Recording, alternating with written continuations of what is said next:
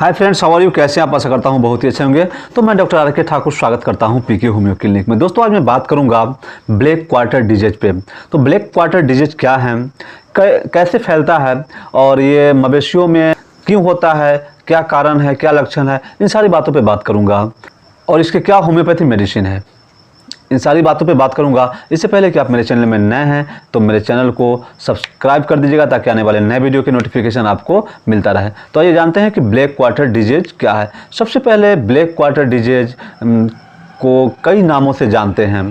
पहले बीक्यू के नाम से भी जानते हैं, ब्लैक क्वार्टर के नाम से भी जानते हैं और देहाती भाषा में इसे जहरबाद के नाम से जानते हैं, लगरिया बुखार के नाम से जानते हैं, एकटंगा के नाम से जानते हैं और भी बहुत सारे नाम हैं इसके, जैसे फट सूजन, काला बया इत्यादि नाम से भी इसे जानते हैं।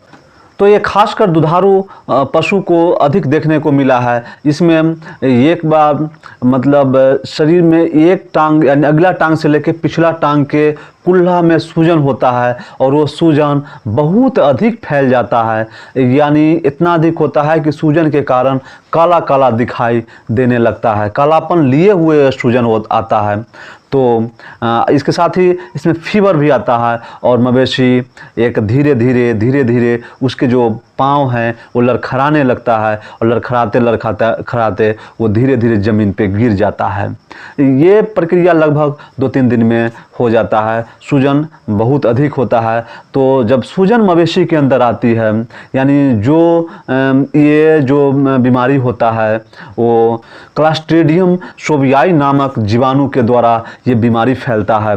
तो जब क्लस्ट्रीडियम शोवियाई नामक जीवाणु मवेशी के शरीर में प्रवेश करता है और जिस समय सूजन होती है, यानी उस समय जो मवेशी के WBC श्वेत रक्त कोशिकाएं हैं वो इस बीमारी से लड़ने के लिए एक्टिव हो जाते हैं और लड़ना शुरू करते हैं और ये लड़ने के समय जो रिएक्शन होता है वही सूजन के रूप में बदल जाता है। और उस समय अगर आप उस सूजन को दबाएंगे तो कर की आवाज़ आती है और कर की आवाज़ ही ब्लैक क्वार्टर के लक्षण माने जाते हैं।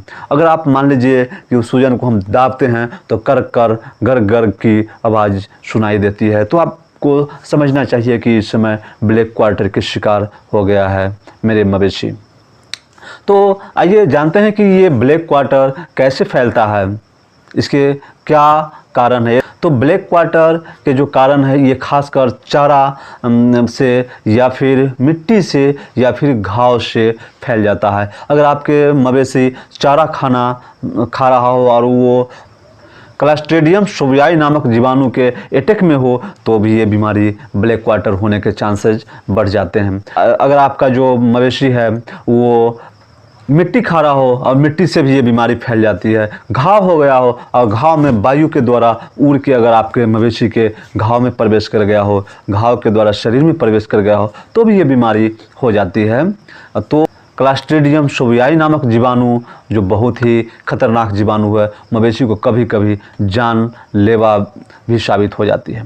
तो ये थे इसके कारण। आइए अब जानते हैं कि कौन सी होम्योपैथी मेडिसिन बहुत इफ़ेक्टिव है। तो इसके जो होम्योपैथी मेडिसिन है वो बहुत ही इफ़ेक्टिव है रस्टक्स सूजन को कम करने का काम करता है। शरीर में अगर फीवर यानी जीवाणु द्वारा से जो लड़ने की टेंडेंसी आती है, वो फीवर आती है, उसमें रस्टक्स बहुत ही इफेक्टिव है। और रस्टक्स 1 mg पोटेंसी में दिन में 3 बार यानी 20-20 बूंद सुबह दोपहर शाम प्रयोग करने से बहुत ही अच्छा रिजल्ट मिलता है। इसके साथ ही हीपर सल्फर, इसके जो नेक्स्ट मेडिसिन है वो हीपर सल्फर 1 mg पोटेंसी में हर 1-1 घंटा पर देने से बहुत ही अच्छा रिजल्ट मिलता है। यानी 1-1 घंटा पर अगर दिया जाए हीपर सल्फर को यानी 10 खुराक, तो जो यानी जीवाणु के जो प्रकोप हैं वो कमना शुरू हो जाते हैं और धीरे धीरे मवेशी स्वस्थ होना शुरू हो जाते हैं।